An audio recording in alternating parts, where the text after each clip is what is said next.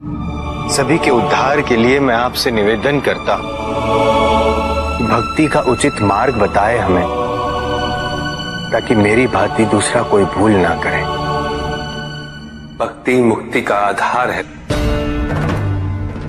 और मुक्ति तो केवल समर्पण से ही संभव होगी। और समर्पण के लिए पुष्प नहीं, स्वर्ण नहीं, आभूषण भी नहीं,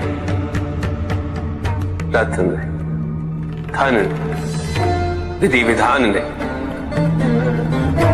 केवल अपने मन को अर्पित करना अनिवार्य है। जानना चाहते हो कि वो कौन से पुष्प हैं जो मुझे अत्यंत प्रिय हैं? इंद्रियों का नियंत्रण, दया, शांति, तप, क्षमा, ध्यान और सत्य। और जब कोई मेरे इन पुष्पों से आराधना करे, मैं अवश्य प्रसन्न होता हूं। भक्ति में भव्यता आवश्यक नहीं है, अपितु सरलता आवश्यक है। भक्त के लिए ये समझना अत्यंत कठिन हो जाता है। प्रायः भक्ति कब मोह में परिवर्तित हो जाती है,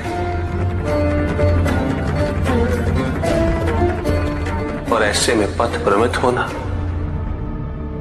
अनिवार्य है।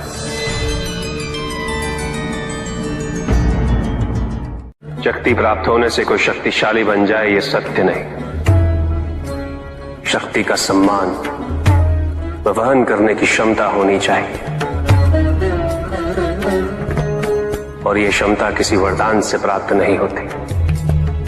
ये तो हमारे भीतर ही विकसित होती है।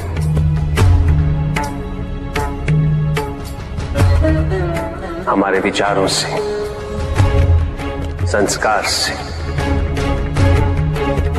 तो प्रभु,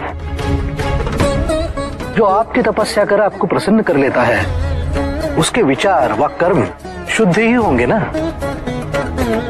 अधिकांश व्यक्ति ईश्वर के प्रति केवल इसीलिए समर्पित रहते हैं ताकि वे अपनी सांसारिक इच्छाओं की पूर्ति कर सकें। उनके विचारों की शुद्धता, उनकी तपस्या केवल भौतिकवाद का माध्यम बन के रह जाती है, उसके परित्याग का नहीं।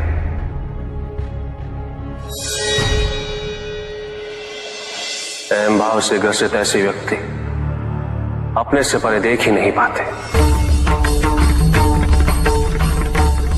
उन्हें जो चाहिए वो इसलिए नहीं कि उससे वो संसार का उद्धार करना चाहते हैं, अपितु इसलिए कि उससे वो केवल अपने परिजनों का उद्धार कर सके।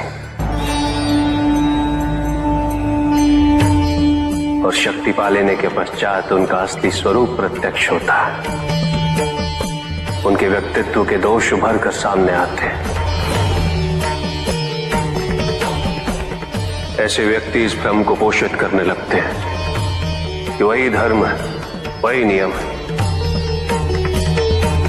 और उनकी यही सोच उन्हें दायित्व विहीन बना देती है, और वो अपनी शक्तियों को अत्याचार व शोषण का माध्यम बना लेते हैं।